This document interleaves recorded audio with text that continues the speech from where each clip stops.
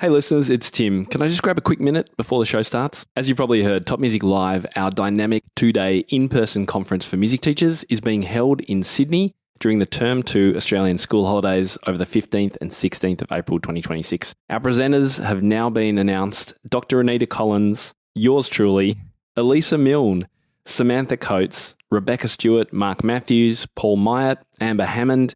The list goes on. It is an incredible lineup, and I just cannot wait to share this experience with you. This innovative event is unlike any other conference you've attended, unless you came to Piano Pivot Live in 2020, of course. We'll have amazing keynotes, interactive workshops, live on-stage teaching demonstrations, and opportunities to connect with fellow educators, all in a welcoming, relaxed atmosphere with full catering. See the complete 2-day schedule and book your ticket now at topmusiclive.com.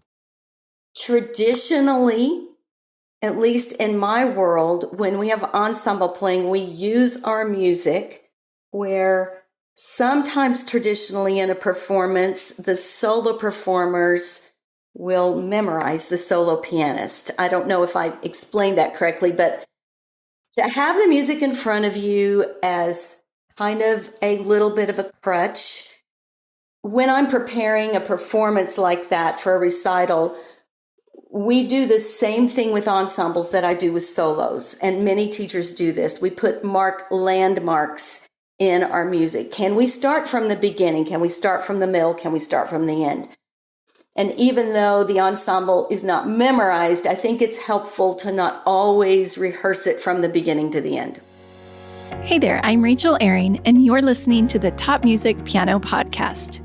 Get inspired as we discuss creative resources, trends in piano pedagogy, ways to grow your income and streamline your studio, and new ways to engage your students each week. If you are a teacher who wants to go beyond the method books to create an innovative studio that fosters lifelong music makers, you've come to the right place. Hello there, piano teachers. If you have been around here for a while, you know that I love anything collaborative. So I was so excited when today's guest agreed to talk about ensemble playing in the piano studio. We are talking about playing duets with our students, partnering up our students, how to get them to actually keep a steady beat while playing together. And Kay will be sharing some of the resources she has available if this is something that you want to do more of in your studio. My guest is Kay Lowry, who has been teaching music for over 40 years, and she has written books for her piano students as well as the ensemble pieces that we're talking about today. She has all kinds of resources for piano teachers, so be sure to go and check those out after you listen to the show. Here's my interview with Kay Lowry. Hi, Kay. Welcome to the show. I'm so excited to talk with you today. I'm excited about our topic, and I know you are too. Can you start by introducing yourself and tell us a little about your studio? Sure. My name is Kay Lowry, and I live in Stillwater, Oklahoma, and I teach around 20 kiddos. They are ages 4 through 12, and it's about 50-50 online versus in person. Most are privates, but some are buddy lessons. Nice. All right. So today we're going to talk about ensemble playing and introducing ensemble playing to young students. Is this something that you've always done with your students, or is it something that you've gotten into more recently? You know, Rachel, it's kind of evolved.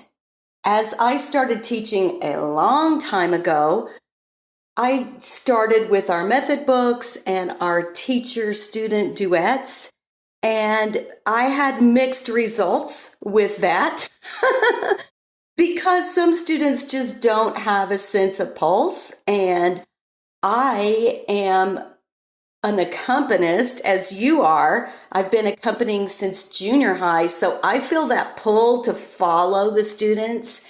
And that's all well and good, but what ended up happening was the student was kind of the soloist and I was the accompanist versus it really being a duet partner situation. So I went on like that for many, many years. And then I moved to Texas, and they have a really amazing ensemble program in that state. And at their convention every year, I don't know if you know about this, but each town can enter an ensemble, and then they are featured in these monster concerts with 10 grand pianos. You could have 20 kids up there, and you're basically playing a duet with primos and secondos. So during that season of my teaching, I would direct those ensembles, and it was so fun. We had costumes, and we had just a great team atmosphere. But the problems were students from different studios, and they had not ever learned to play together as pianists. And they would look at their hands, they wouldn't look at the director. So we had a lot of work to do, but it was an amazing experience in Texas. And then I started using ensembles in my summer camps. And from there, it just started growing to where today I use ensembles pretty much all the time. Almost every week, we do some kind of ensemble. Okay, this is so good. There's so many things I want to ask you about. And you are speaking my language because I'm the same way when I play a duet with my student. I just follow what they do. If they skip a beat, if they add a measure, it doesn't matter. I just go along with it. And that's not really them getting the full benefit of playing ensemble music, right? Okay, so let's dive into some of this. First of all, do you do ensemble playing with even your youngest students? At what age do you start this? Pretty young. Now, I have some preschoolers that are learning what I call kindergarten music, loud, soft, up, down, high, low, and we explore a lot. But once we get past that and we're starting in our little baby piano books, yes, I start with them. In fact, I'll tell you a little example. I just started a new student. He's not particularly young. He's 9. That was the age I was when I started. And he started yesterday. He had his trial lesson, and then he started yesterday. And I have him paired with another 9-year-old boy. So we were learning about the black keys, and he was catching on really quickly, and he learned hot cross buns.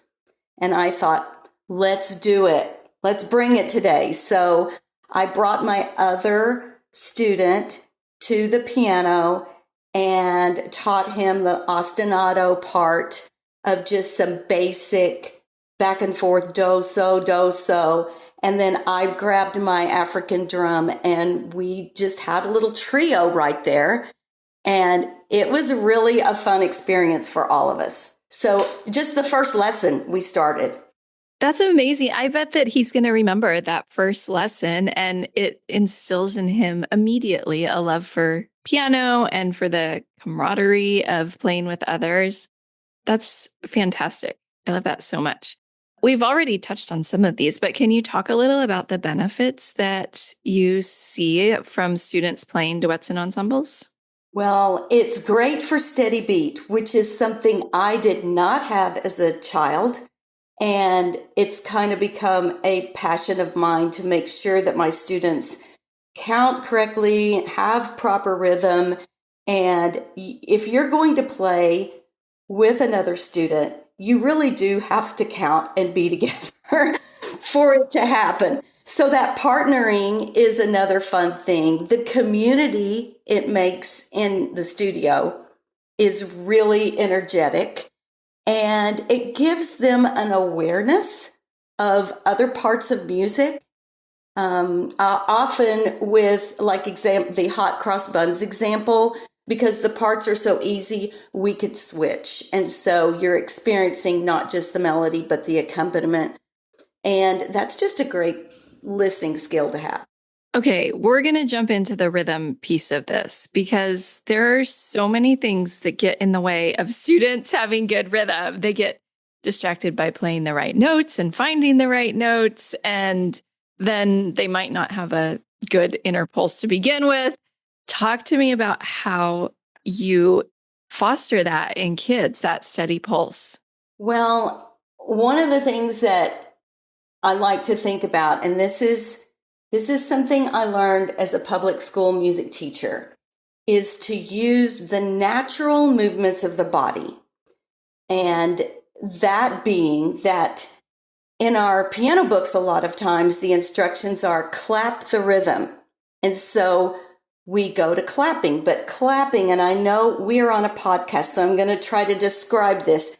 Clapping is two hands coming together at the midline of your body, where patching, where you take your hands and you vertically pat your legs and keep a steady beat, is a lot more natural and a lot easier. So start with steady beat with two hands on the legs for a long, long, long time.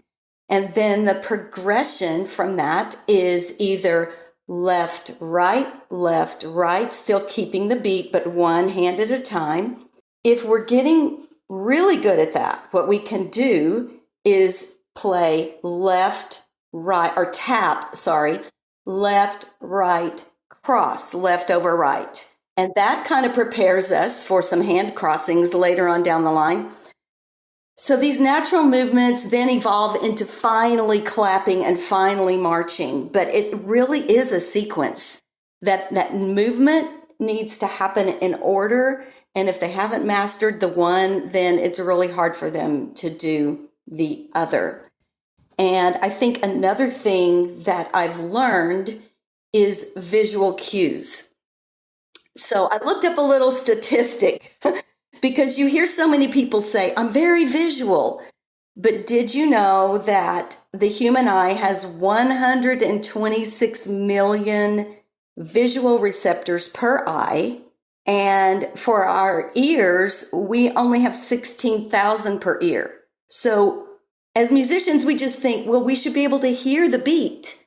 But our body is actually more wired for visual than for aural. We have to train that. And so as we're practicing these movements, we have to imitate, we have to watch, because that's the way they're going to get it, is to have a visual cue. So what are some of those visual cues? Are you meaning like watch you demonstrate, or what are they watching? Yes. And so if we're working on rhythm, obviously the teacher, I can demonstrate, they can imitate, we can have a playfulness about it, we can do rhythm cups. It just, so much of it, I think, if we remember as teachers, is visual before aural. And then when we put them together in ensembles, teach visual cueing, where we have head nods or we have some kind of thing to keep us together. Often with the little kids, if I have two of them, or I'll put myself in the middle and I'll say, watch my hands. So they're really watching. And then from there, the watching and the imitating, they're learning to train the ear. I don't know if that explains it, but that's just really what's worked for me with steady beat. Yeah, that makes a lot of sense. I think we do, as music teachers, depend too much on the oral rather than the visual. And I know for me, I've always thought that I was a kinesthetic learner. Like I have to feel it before it really connects to me. So I think that's kind of another piece of it. This is great. I'm learning so much. This is why I love doing this podcast, because I learn all sorts of things that I can take to my students. And I love that idea of tapping on your legs rather than clapping. So when they're tapping, are they tapping, like, do you have them tap the rhythm of a song, or are they just tapping a steady beat to music? What do you do to start out with? Well, there's both, but of course the beat is important. And then the rhythm is important. So if we have a song like Hot Cross Buns, I use the syllables that I learned from Keith Snell many years ago. And so, like, for example, the Hot Cross Buns that I use is half note, whole note, hold it. So we might do some, and I just clapped it for you, but I would do it on my legs. And so we will do some counting out loud with the rhythm. And I tell them the beat stays the same, the rhythm changes. The rhythm goes with the words. And so it's super, as an advanced musician, I think you learn all of these things and then you forget that little kids have to go back to the basics. And when I started student teaching and the master teacher was saying beat versus rhythm, I was like, oh yeah, we do have to teach this.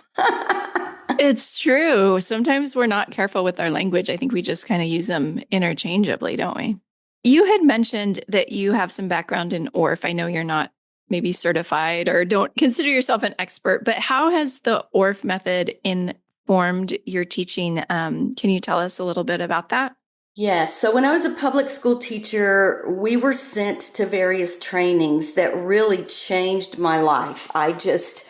For example, we've already mentioned those natural movements versus just clapping. We were given ORF instruments and taught how to use them and how to create ostinati to go with our folk songs.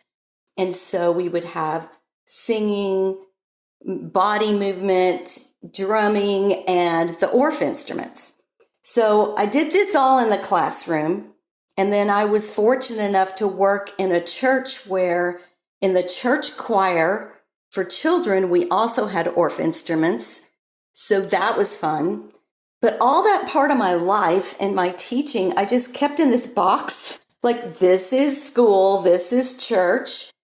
And then when I went to the piano studio, I just did the normal piano stuff until one day I planned a summer camp and I was collaborating with a teacher who was brilliant in early childhood and all of those things, ORF and Dalcroze and all those things.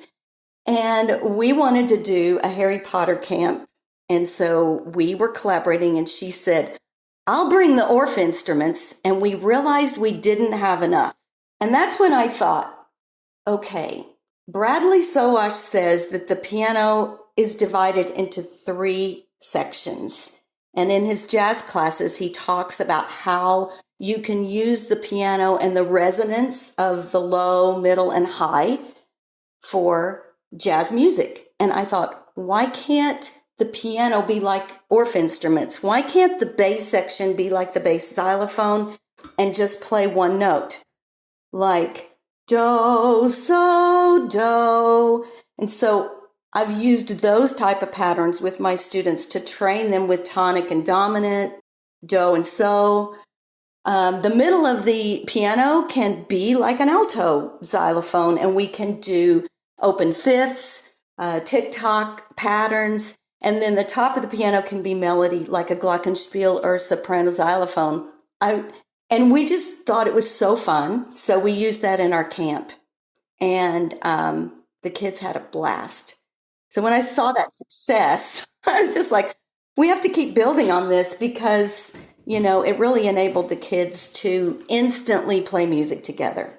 I would love to get into some of the logistics of how you make ensembles work, because I think that's one of the hardest parts is, I know you said you have some buddy lessons, so that's probably a natural way. But what other ways do you incorporate ensemble playing?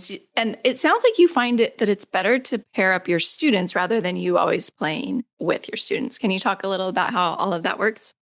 Sure. Well, like I mentioned, I have quite a few private students. So even in the private lesson, I will remind myself to train them.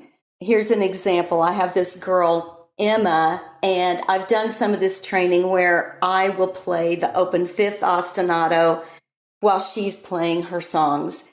And she has loved it so much. Then I'll say, you play the teacher part. So we'll switch. And that's kind of always fun. But now she has evolved to playing with recordings and she loves it. So when she comes for her lesson, she'll be walking down the hall saying, Miss Kay, I want to play with the music today, which I think is funny. But anyway, I'm getting sidetracked thinking about Emma. How do I do this? Well, I think if my private students come and there's always that one that hasn't practiced, you know, And instead of playing the same song for like the fourth week in a row, or even playing it multiple times in a lesson, we might play it through once. If we can, we might add that ostinato accompaniment to it to kind of build some more rhythm skills.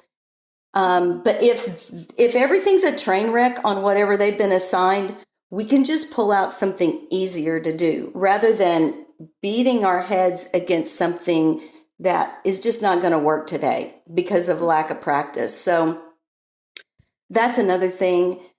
I also like ensembles in recitals as openers or closers.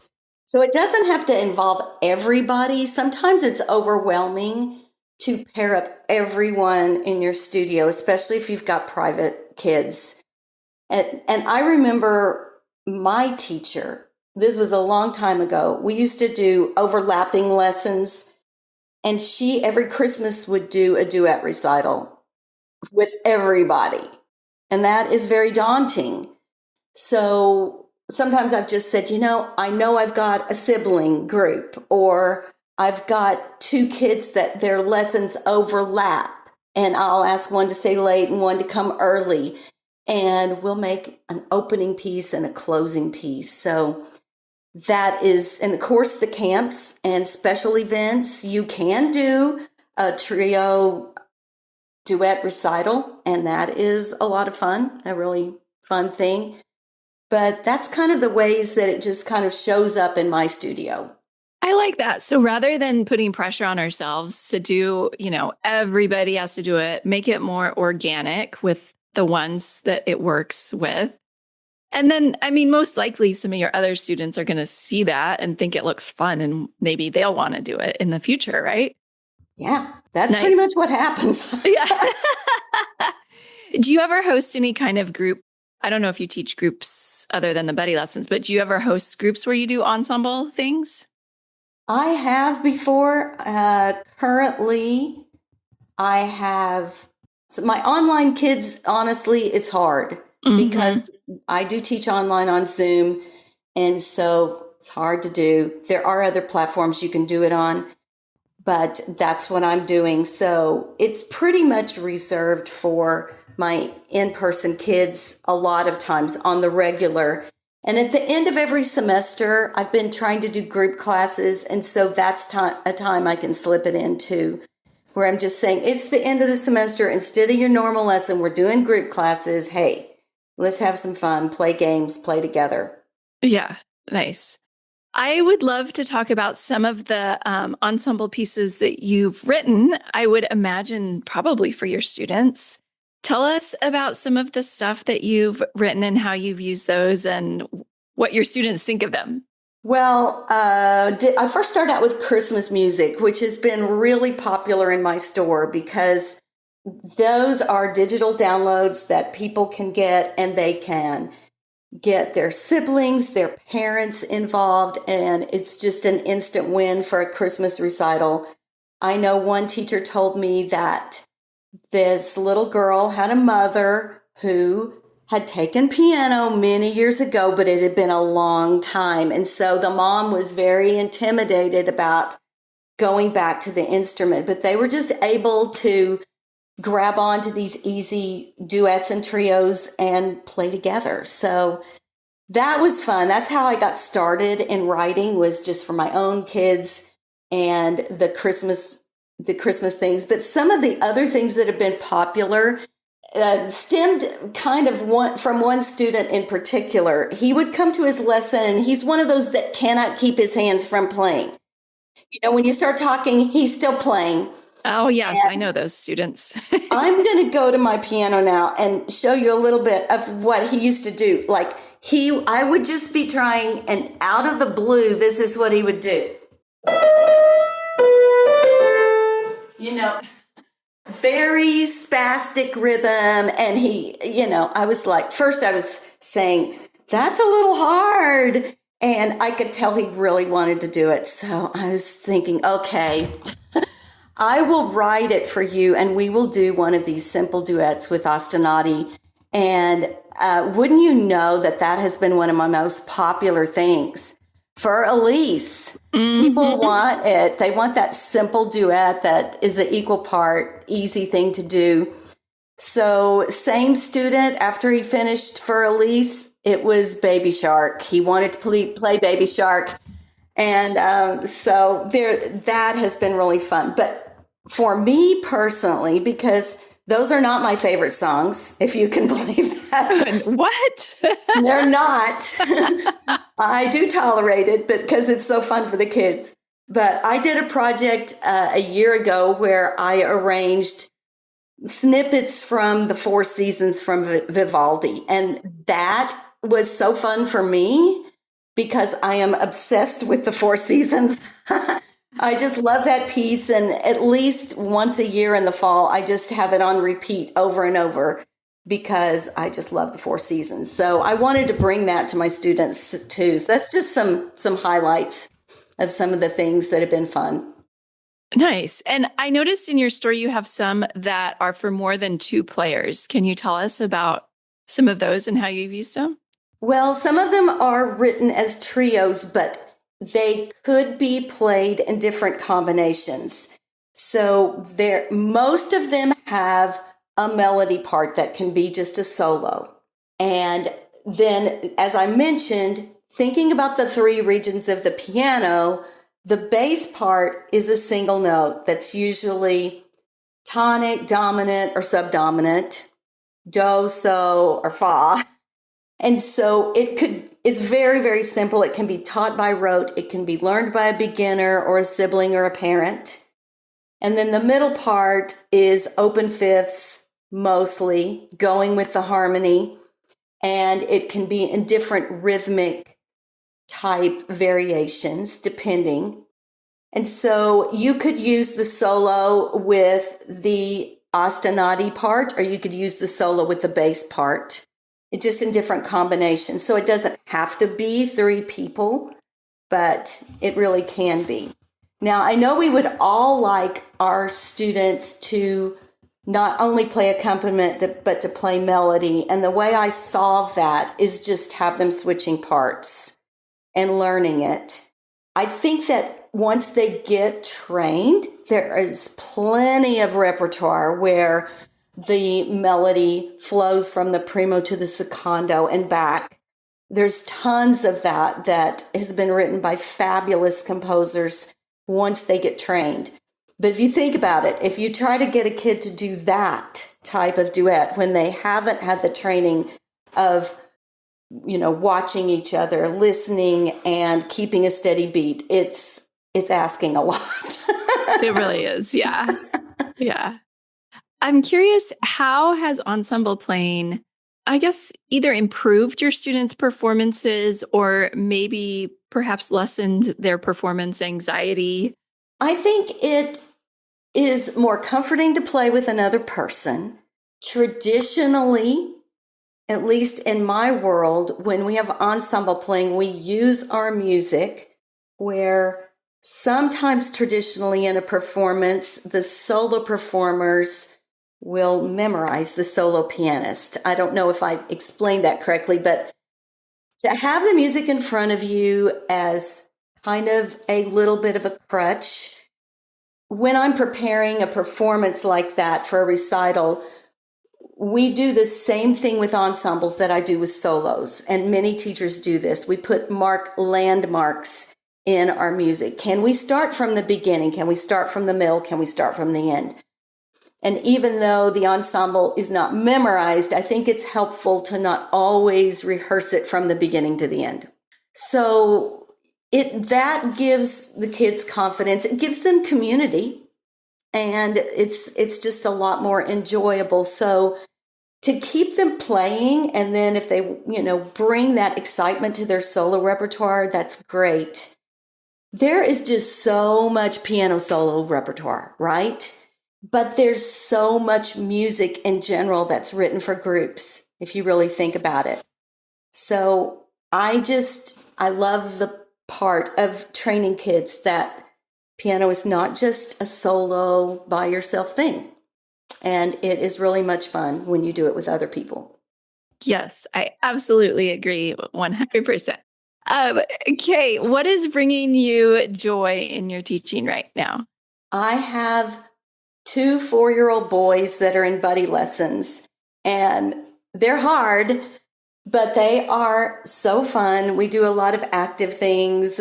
We get out on my driveway with sidewalk chalk, and we have all these games and manipulatives, and they take turns at a piano. They play together. They just are such a blast, and they just love the piano, and their parents will say they like piano better than sports. They don't want to go to soccer. They want to come to piano. Wow. Which I find is amazing, but they are my fun spot. I love that. Well, Kay, I know you mentioned to me that you have a free resource for piano teachers. And I also want to make sure they know where they can find your store and all of the ensemble music and other resources that you have for piano teachers. Can you share about those things? Sure. You can find me on Instagram at Piano Music for Kids. I'm also active on YouTube, same handle at Piano Music for Kids. I'm on Facebook a little bit, so same thing, Piano Music for Kids. And where else? That's basically it. The website is pianomusicforkids.com. Imagine that. So I tried to make it simple, and I hope that it can be helpful. Great. Do you want to talk about the freebie that you have available? Sure. I put this together for teachers, and it kind of goes through one of my ensembles, and it's the ensemble is a folk song that's included in the packet. And in the video, which is linked up, you can watch me show how to teach the ensemble and the various ways you can use it in group classes or partner classes or private lessons. And I just hope it encourages teachers, even if it's just to have a piece of music that you can pull out when kids aren't practicing. It doesn't have to be a big tweak to your studio to add these ensembles in. It can be very, very simple. And then when you get the mindset, you can actually make them up on the spot yourself for whatever piece is going on. And so that's kind of what I just want to bring to the table, is how much value all of this has for our students. Fantastic. So we'll be sure to put the link to that free resource in the show notes. I also want to mention that when we're recording this, it's still February, but when this episode comes out, you will have just presented on this topic at MTNA. And I think you said you're going to try and put that recording up on YouTube. So hopefully by the time this airs, people, if they want to hear more of your talking about this topic, they can go to your YouTube channel. Does that sound right? Yes, and I'll be sharing at MTNA if you want to do your own arranging of these ensembles in the manner that I have done. Just quick, easy way to do it. I'll be showing examples on screen of how to do it, and I hope that's helpful too. Fantastic. Great. If the timing works out, we'll put that link in the show notes. Otherwise, people can just check your YouTube channel to find that. Kay, this was so helpful for me, and I know it's going to be valuable for other piano teachers as well. So thank you so much for being here today. I really appreciate it. Thank you. I am thrilled to speak with you. I would love to hear from you how you are incorporating ensemble playing into your studio. Like Kay talked about, there are so many benefits for our students, not the least of which is they have fun doing it. And we all know that students who are having fun are much more likely to continue in piano lessons. That is the end of the episode for this week. I hope that you have an amazing week of teaching, and I will see you back here next week. I'm Rachel Aaron, and you've been listening to the Top Music Piano Podcast. I'll talk with you again soon. How do you keep up to date with all the latest trends and research into music education? How do you connect with other teachers around the world and make sure your teaching stays fresh and relevant for students of all ages and stages, both now and into the future? I created our Top Music Pro membership to be the one-stop shop for music teaching resources, training, support and community, and I'd love for you to come and join us inside. With over 40 comprehensive training courses, hundreds of teaching demonstrations and lesson plans, free monthly sheet music, discounts, and all the business and pedagogy support you could ever need, Top Music Pro is the community you've been looking for. If you're ready to level up your learning from the podcast and join thousands of other teachers in our global network, head over to topmusicpro.com today.